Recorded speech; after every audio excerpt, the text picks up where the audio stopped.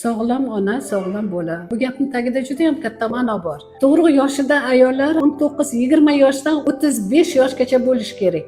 Har bitta ayol homilador bo'lishdan oldin bir qator tibbiy ko'rikdan o'tishi kerak.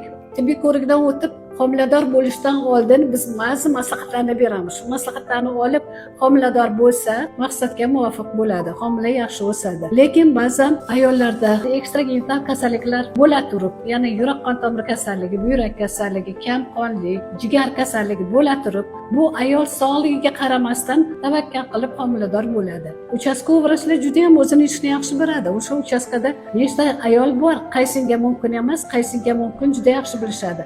Lekin quloq solmasdan tavakkal qilib homilador bo'lib olishadi. Shuning uchun sog'lom bola dunyoga kelish uchun aholini tibbiy savodxonligini oshirish kerak. O'sha ayolni o'zi, qaynota, qaynona, eri hammasi bularni bilishlari kerak, kontrol qilishlari kerak.